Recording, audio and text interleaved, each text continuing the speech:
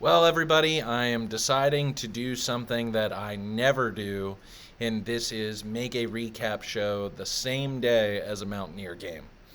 And the reason why I'm doing so is hopefully within the next 12 hours, maybe or 24, I'll have another video to bring you, and that is head coach Neil Brown being fired by West Virginia. And we can talk about his legacy, the firing and the ramifications, the consequences, and then where does West Virginia go from here. So if I don't make this video now, I feel as if time is going to pass and it's going to be like if you don't do it now, you kind of miss out on the opportunity. It's inconsequential. So that's why I'm doing it tonight here late on Saturday evening, talking about a final score of 52-15. Texas Tech drubs West Virginia in a game in which West Virginia just looked unenthused to be there for 3 quarters. I'm going to kind of give you a breakdown of this game that was really over in the second quarter, definitely by halftime. And then just kind of final thoughts. So where I thought some player, actually there was at least just one player that I do think gave it his all for the Mountaineers for 4 quarters and did well. But where I want to kind of begin is starting it right off.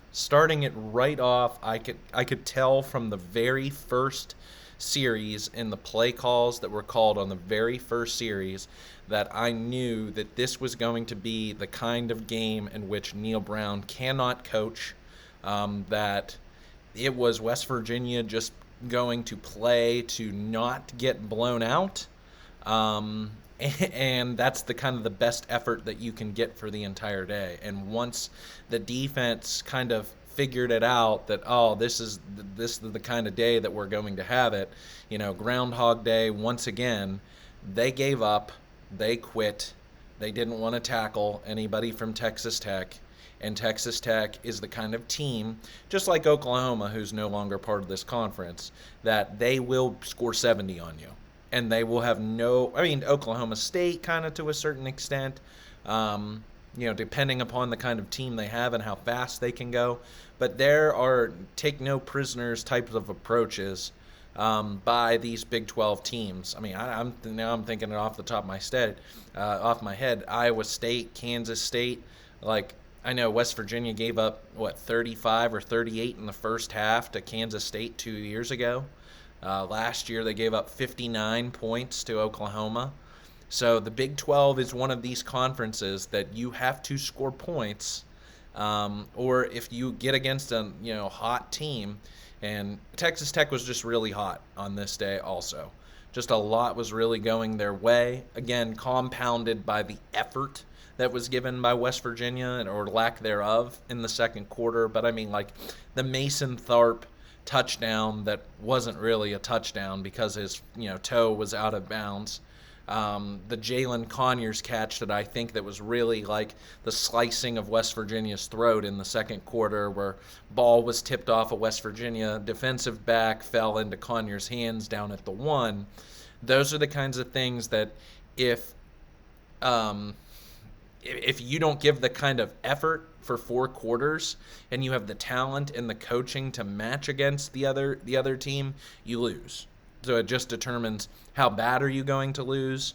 So it makes me question at the end of the day, where were these players' heads at all week in practice? Did they want to practice? Were they just, I know these players don't get to go home for Thanksgiving, but were they just thinking about their Thanksgiving meal? Are they already thinking about where they're transferring and when the portal opens up? I hate to be that kind of doomsdayer, but that was the kind of effort that makes you question everything, and it starts with the empty chip bag of a head coach that's led this program for 6 years. So starting it off, just the strategy that was deployed on West Virginia's offensive series, again, was the kind of game, and you just think that West Virginia wants to be like Iowa, wants to use time of possession, wants the game to accelerate so that it limits possessions, that it's a lower scoring affair, because Neil Brown does not have any faith in his defense to try and go up tempo. But and then this has kind of been the case more or less for 6 seasons now, that he just does not know how to recruit defensive players. He does not know how to coach defensive players. He trusted Jordan Leslie for the majority of 6 years to trust the defense and run it, and him really, focus more so on the offense. And whether he spread too thin, this season compared to previous seasons or not, I think is beside the point. It's just that defense has been secondary, but unlike Dana Holgorsen, his offenses haven't been so overwhelmingly good that you can afford to delegate all responsibilities to Tony Gibson for the defensive side of the ball. That the offense just does not have an identity, still wants to window dress for the majority of 30 seconds of the play clock. For whatever reason, even on first and second downs, after they've run consecutive successful plays or pick up first downs. Like I've said numerous times, if West Virginia wants to do that on third and fourth down, that's fine. But on first and second down, I just don't see the point. And it just makes for a tough football to watch, honestly, having done this now for so long, and also just makes you look boring. Not appealing, not attractive to recruits, transfer portal recruits, high school recruits. I don't know why anybody would want to play in Neal Brown's offense when he is holding you back statistically.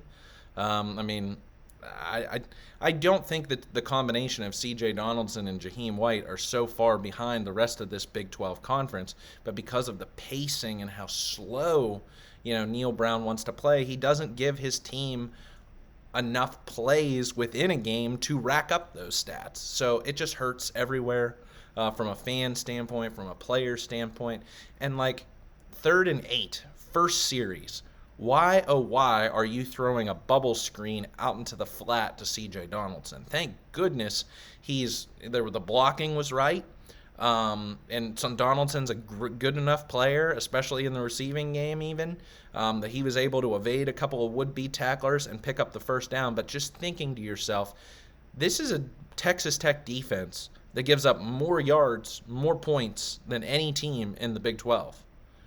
Why do you not feel confident enough to test them vertically? And this continued from the first quarter into the second quarter, until the game was pretty much out of hand, and Neal Brown said, well, at this point, and Garrett Green said the same thing, well, this game's over, so it really doesn't matter what I do at this point in time. I'm just going to do whatever I feel like, and there are no consequences. And that's how I feel like the mentality should have been from the get-go, and unfortunately, just it all fell apart. Offensively, defensively. I guess 2 players I could shout out. Michael Hayes drilling that 52-yarder in the first quarter. Awesome. His season long for the year. I think he, was helped out by the Texas Tech wins, but gave him enough oomph on the kick to drill a 52-yarder.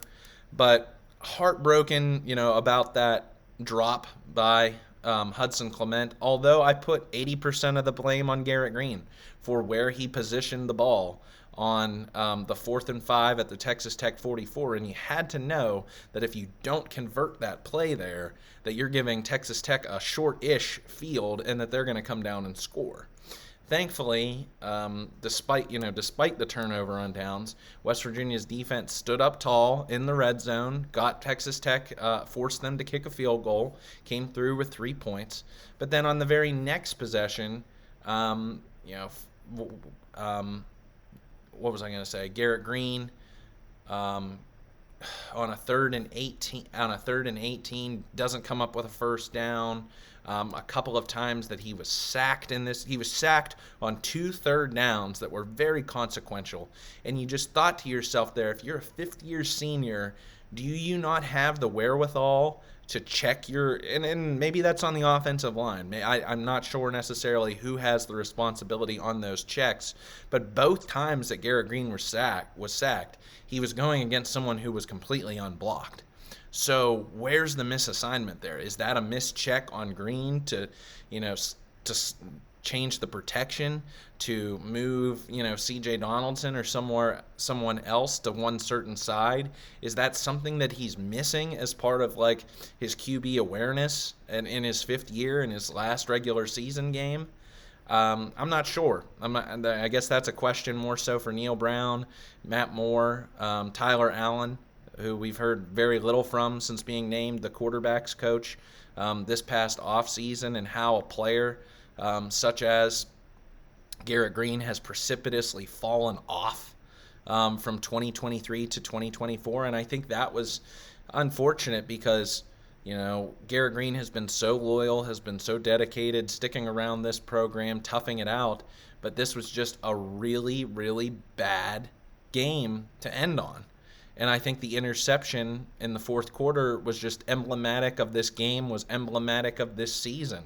That unfortunately, West Virginia saw the worst out of Garrett Green in his last season. I'll take the end of what I saw in 2022. I'll take what I saw last year. And I just think that other teams figured out the playbook with an off-season really of game film to see. And I think one of the PA announcers in this contest, I can't remember his name now, I say this, I think just opponents figured out that you got to rush the bookends, keep Garrett Green within the pocket. At his size, he can't see over the line, especially over the middle of the field in short yardage situations. He can see him downfield, especially if he's able to manipulate the pocket a little bit and drop back even further into the pocket and still have protection. But that's the way to stop Garrett Green, is forcing him to be more of a pocket passer and not be able to roll out, take away his legs. And I think he's just piled up hits this 2024 season. I think it's going all the way back to week 1 against Penn State, getting roughed up in that contest, a physical backyard brawl, physical 2-game stretch between Iowa State and Kansas State, and we know Kansas State was the game that he suffered, an alleged concussion that put him out for 2 games, turning to Nico Marchiol.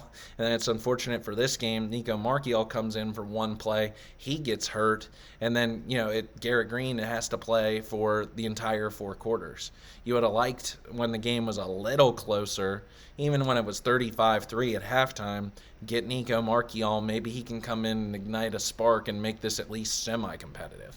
But no, that didn't happen. So, into the 2nd quarter, I think is where the defense finally realized the offense is not going to give us anything. So the effort just broke.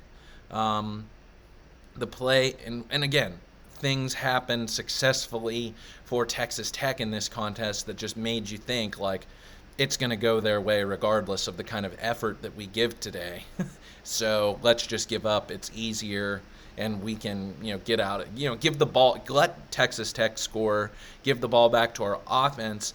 They can run the clock down. We can get out of here faster. And it's unfortunate that it has to become that simple, but that's the game that I saw. That is the game that I saw, and especially the way Neil Brown was still choosing to run the ball in the 3rd quarter. So, I guess smart on his part to wear the clock out, get out of the loss with what was 52 minus 17, 37? Yeah, a 37-point loss. I guess if West Virginia actually tried to kind of make any sort of a legitimate comeback, and they fell short by passing the ball more often than running the ball, then it could have been even a worse game. So, unbelievably just sickening. It makes me a little bit queasy even just speaking that into existence. So again, I think the play that kind of broke the dam open was when Jalen Conyers on 2nd and 10 at the West Virginia 19, this is in the 2nd quarter, caught a tipped pass. Anthony Wilson was still even called for pass interference on this play. Conyers comes down with the fingertip catch on the 1-yard line. Next play, to Tharp from Morton, touchdown. Texas Tech goes up 20-3. This was when I was on the precipice of turning it off. Could do so much more with my Saturday than what I was just sitting on the couch watching this game. But then Garrett Green gets to the West Virginia 32, 2nd and 9, interception. So then Texas Tech punishes West Virginia back, Goes up 28-3. By this point in time, I've turned it off. 3rd and 9. Garrett Green sacked once again. Fumble. Recovered by Texas Tech inside the West Virginia 35. They score, make it 35-3. By this point in time, I'm doing dishes and putting clothes away. I open the ESPN app and see it's 35-3, and I said, good God. Like, how much would you hate yourself to have to be in the locker room to listen to Neil Brown and staff and what kind of a motivational speech that he was going to try and give at halftime? Did nobody say anything? Did everybody just kind of like sit around and stare at the wall, count down the seconds on the clock till they had to go back? I know Obina Onwuka was tweeting at this point in time with like a facepalm emoji or something. So just kind of, you got to laugh. I laugh to make yourself feel better about the whole situation during an absolute butt whooping. I mean, Texas Tech took their boots and just cleated West Virginia down the face, all over and Taj Brooks, looking at these numbers by Texas Tech's Taj Brooks, who, has just been an absolute Mountaineer killer, I feel like, for 3 times playing the Mountaineers. Come on, computer. Okay, so finishing the day, 23 carries, a season-high 188 yards, and 3 touchdowns. Nobody on the West Virginia defense wanted to stop him. Baron Morton, even though he had a 65 QBR, which is just a little bit over average, still 359 passing yards on 28 completions, 2 touchdowns. It was a bevy of pass catchers on this day who all had double or had receptions of over 15 yards or more. Josh Kelly, 9 for 150. Caleb Douglas, 3 for 50 with a touchdown. Coy Eakin, 6 catches, 48 yards. Jalen Conyers, all the guys that I mentioned in the preview show, just going off. On the opposite way for West Virginia, where I do need to give a shout out, is Jaheim White. I thought, despite the score, and like a lot of times I feel like it's hard to judge running backs in garbage time, inconsequential time within a game that's uncompetitive at this point. But the way that Jaheim White was still working hard, plowing through multiple defenders, juking defensive backs out of their shoes, he really gave it his all. 14 carries, 124 yards, and a touchdown. I think he deserves the gold star of the game. I think Michael Hayes just there right behind him. C.J. Donaldson didn't get to do as much in the rush department, but 7 catches for 73 yards. That was an element of the offense that I did appreciate, seeing more passes to the backs out of the backfield, but just a little too late, especially when the game was over at halftime. I don't know what much more to say about this West Virginia defense to kind of give a plug to a couple of offensive players and standing out. I don't think anybody on this day had a good day defensively. Trey Lathan did come up with the leading tackles with 10 on the day, but just guys who just looked unenthused, mutinied their offense whenever they weren't giving them anything. But I think it's got to be that is what's unfortunately been missing for so much of the last 20 years of West Virginia football. It seems like when West Virginia has a good offense, it has a bad defense. When it has a good defense, it has a bad offense. And there's never, I hate to use this phrase, complementary football, but in this case, you have a bad defense and you have just an underperforming offense. And I think that is just the damnation of this season. I know this goes beyond the game, but I just want to get this off my chest now. I talked kind of all off season, and I feel like I let you down in a way a little bit, Mountaineer Nation, with kind of the way I was feeling and the way I was analyzing the off season. Talking about all the indispensable players that West Virginia needed to bring in. It did get Day Farmer on signing day, who Farmer finally made an extended appearance into this game, had a couple of catches. What I talked about with the defensive secondary, how West Virginia could replenish, its depth in the transfer portal, but it just, it all stems from the head coach. It all stems from Neil Brown, and how just his his radiation of suck just permeates throughout the program, especially on Saturdays. I just don't know how throughout the spring that West Virginia was in such a good place apparently with its starters that it was able to work in some younger guys, try some new things that it had never had done in all 6 years of Neal Brown's tenure. So that was a lie. These starters were not ready. These starters were ill prepared, and the talent was not what, unfortunately, we had hoped. The transfer portal additions were hit and miss at best. I don't think anybody in the secondary I would take back if I could redo the offseason altogether. I think Reed Carrico, I think T.J. Jackson, good defensive additions who have added some. Offensively, Jaden Bray was a bust. I'm not going to hold anything against Xavier Bosley because Nick Malone just kind of balled out. Greg Genross never made an appearance. I didn't know what was the point of adding him. Ryder Burton was an insurance policy that you never needed to use. So, did you really need to bring him in?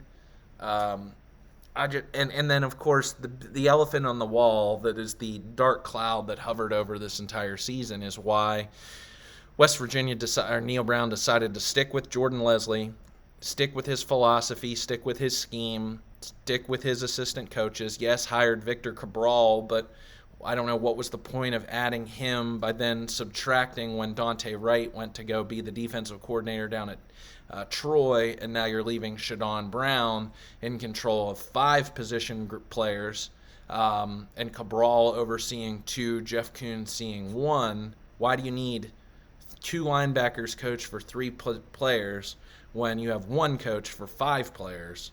That was just a mess. Did not work. Unfortunately, you didn't have Aubrey Burks for pretty much the entire season. I don't want to get too deep in the weeds here. I think that's set for another video. But just this is the culmination, this video, in this game, of so much that I just feel like the hatchet needs to be buried. This program needs a page turn.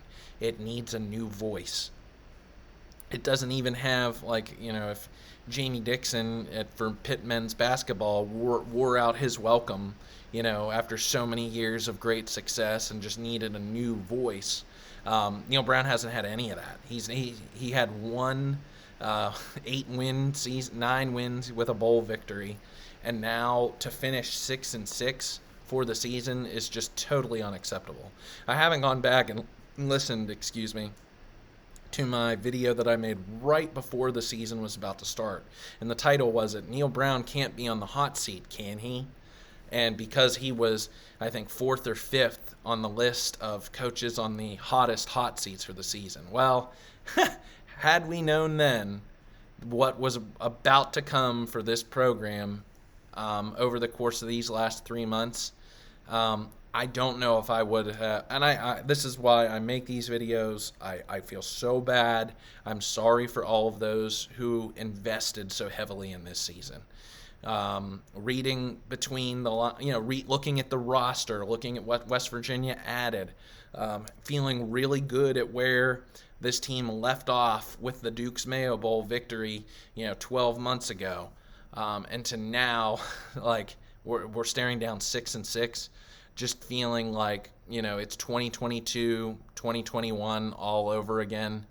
We're at just a program that continues, unfortunately, to fall back. If you're not precipitously moving forward in this light speed era of college football with the transfer portal and realignment and the expanded college football playoff, you are falling farther and farther and farther behind. And this is a program that invested how many tens of millions of dollars into facilities not that long ago. That's the sad thing. It's one of the most sad things about this Neal Brown era is how much was invested into facilities. Got Neal Brown a general manager, was one of the teams that was early to the game on general manager, 16 months ago by adding Drew Fabianich, and that just hasn't come together. So that's why reading social media earlier today about some article that dropped, I think, on 247sports.com about comments that Ren Baker made as part of some podcast or something earlier this week, and reading some of the tea leaves as to whether it meant that Neil Brown was coming back for 2025. But the summary of it was, as an athletic director, are you giving as much resources as humanly possible to a head coach? And if you aren't, that should be your first plan of attack rather than changing the head coach. And I just disagree with that assessment for this West Virginia football program. When I can see across college football programs like Arizona State, BYU, who were in the toilet last season and don't have the kind of football pedigree. I mean, maybe BYU to a certain extent. They have won a national championship. They do have a comparable size stadium. They do have a passionate fan base. But still, a team that is just a baby in the world of big-time Power 4 college football, and they're going to come in with Arizona State and make the Big 12 championship game, which West Virginia has failed to do now for 12 seasons. Just I've had it. You can sell me on so many different coaches when comparing them to Neil Brown. There is no point, there is no purpose, there is no argument that can be made that I can legitimately think is credible. And this was someone, going back 12 months ago, was really, singing some of the praises of Neil Brown and how much he had changed, how he was being more aggressive, how he was going for it on fourth down. He was making fewer mistakes in small game management type of scenarios and burning timeouts when he shouldn't have. When I feel like penalty yardage, cutting back on that. Finding an identity with the run game and supporting that with throwing the ball deep downfield. But all of that is now out the window. All of that's gone. And I'm tired of, every single Saturday feeling angry, feeling depressed, just sucking the joy out of me as a college football fan because it's this head coach that is interchangeable. That's the thing. I know it costs a lot of money. I know it does. And I don't have that kind of money. I'm not the one ponying up and spending $10 million or plus. So what really at the end of the day does my voice, my opinion matter toward this Neil Brown buyout? But if you want to be taken seriously as a college football program in today's world of P4 Division I college football, you have to make this move. Otherwise, you're just an unserious franchise, institution, organization, just like the Pittsburgh Pirates, who have, and I wouldn't want to go off on a tangent there, but it's just I know that college football, and I've said this before, is becoming more and more like Major League Baseball every single day, where the SEC and the Big Ten is just becoming more and more powerful, fed by Fox Sports and ESPN to be the behemoths who make the college football playoffs, get top 5 recruiting classes. But I'm seeing teams like Arizona State and BYU, who are, I'm not done with the BYU game upstairs. I think it just kicked off. But are winning 10 games and going to the conference championship. So there is a way, and you are not going to get there with Neil Brown. So I just hope that this was the final chapter. I hope that was the closing of the page, and we're talking about a firing tomorrow, and we can look forward and move ahead. So, love to know your comments, how you feel about this game. I'm sure you're dejected. I'm sure you're depressed, just like myself. So, I appreciate you following this channel. Please like this video so more fans can see it around YouTube. And tell your friends, tell your family, tell your dog that I do this each and every week and have a lot of fun doing it. Perhaps I'm back, next day, tomorrow, Sunday, and we're talking about a head coaching change. Maybe, maybe not. If not, we'll see what happens. I think there will have to be a statement made by Athletic Director Ren Baker before the early signing day on Wednesday.